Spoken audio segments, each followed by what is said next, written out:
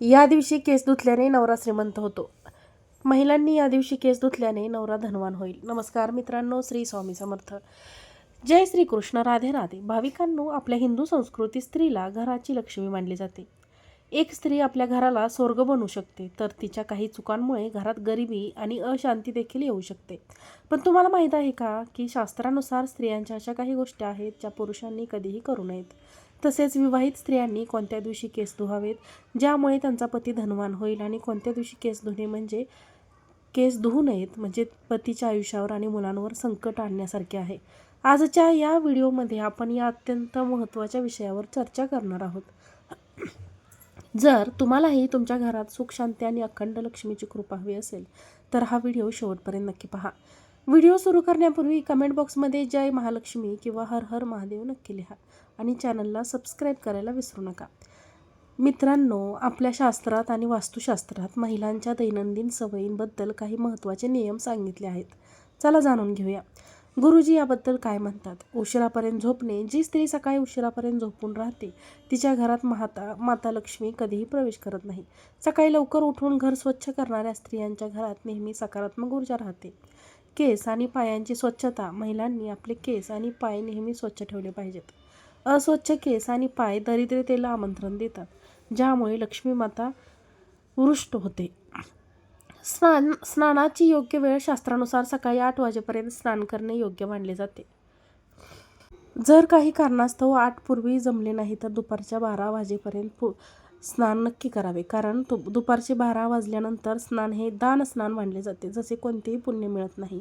अंघोळीच्या पाण्यात मीठ. स्त्रियांनी अंघोळीच्या पाण्यात थोडेसे मीठ टाकावे, यामुळे घरातील नकारात्मक ऊर्जा दूर होते आणि आरोग्यही चांगले राहते. दुपारच्या वेळी स्वच्छता.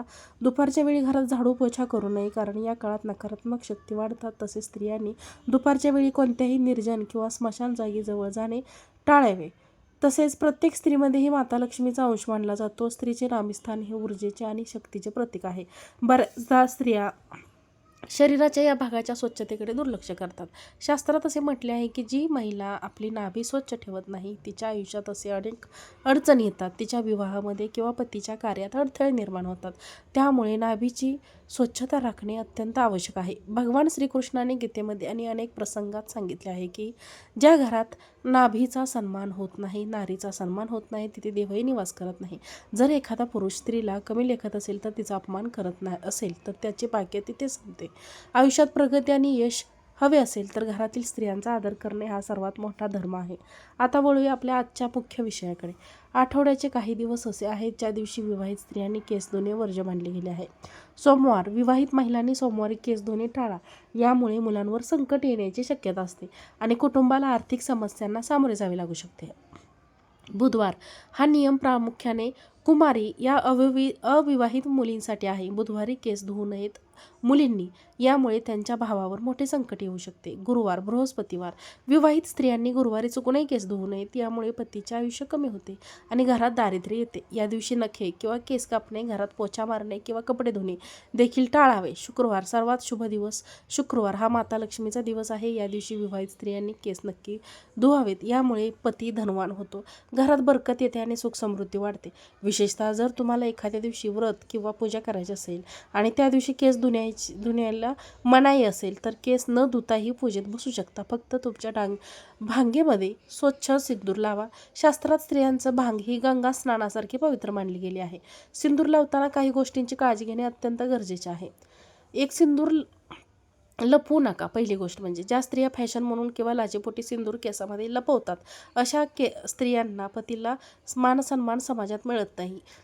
लांब सिंदूर लावा. जेवढा लांब सिंदूर असेल तशी पतीची कीर्ती आदर समाजात वाढतो. सिंदूर लावण्यापूर्वी त्या डबीला कपाळावर लावा आणि माता पार्वतीचे स्मरण करा. 3, सरळ रेषेत लावा, म्हणजे नेहमी नाकाच्या सरळ रेषेत भांग पाडून सिंदूर लावावे. वाकडे भांग पाडून सिंदूर लावल्याने पतीच्या कामात अडथळे येतात. तसेच कधीही स्नान केल्याशिवाय सिंदूर लावू नका आणि दुसऱ्या स्त्रीकडून सिंदूर लावून घेऊ नका. व्हिडिओच्या शेवटच्या भागात जाणून घेऊया अशा काही गोष्टी ज्या महिलांनी चुकूनही दुसऱ्यांसोबत शेअर करू नयेत किंवा घरात देखील ह्या गोष्टी करू नयेत. झाडूचा अपमान. घरात कधीही झाडूला पाय लावू नका किंवा लाथ मारू नका. झाडू हा लक्ष्मीचे रूप आहे. तिचा अपमान केल्यास घर कधीही आर्थिकदृष्ट्या संपन्न होत नाही. स्त्रीचे आनंदी राहणे. घरातील स्त्री जर नेहमी चिडचिड करत असेल किंवा दुःखी असेल तर लक्ष्मी घर सोडून जाते. स्त्रीचं हसणे आणि आनंदी राहणे घरात सकारात्मकता आणते. सौभाग्याच्या वस्तू दान करू नका. विवाहित स्त्रियांनी आपली सिंदूरची डबी, हातातील घातलेल्या चुड्या, पायातील जोडवी, बिछवं किंवा पायातली पैंजण, ही कपाळाची बिंदी किंवा कधीही दुसऱ्याला स्त्रीला अशा गोष्टी देऊ नका. ह्या गोष्टी शेअर करू नका. यामुळे पतीवर मोठे संकट येते. किचनमध्ये खरकटी भांडी, रात्रीच्या वेळेस स्वयंपाकघरात तवा, कढई किंवा इतर खरकटी भांडी तशीच ठेवून झोपू नका. यामुळे राहू दोष आणि नकारात्मक ऊर्जा वाढते. झोपण्यापूर्वी किचन नेहमी स्वच्छ ठेवा. तर भाविकांना या गोष्टी कोणत्या शास्त्रात सांगितल्या आहेत? काही अत्यंत महत्त्वाच्या गोष्टी. या नियमाचे पालन करून तुम्ही तुमच्या घरात सुख, शांती आणि समृद्धी आणू शकता. तुम्हाला जर आजचा व्हिडिओ आवडला असेल तर व्हिडिओला एक लाईक करा. कमेंट करून हा व्हिडिओ कसा वाटला ते नक्की सांगा. व्हिडिओला सबस्क्राईब करा, चॅनलला सबस्क्राईब करा आणि व्हिडिओ शेअर करा. आजचा व्हिडिओ पाहिल्याबद्दल खूप खूप धन्यवाद. श्री स्वामी समर्थ. जय जय स्वामी समर्थ.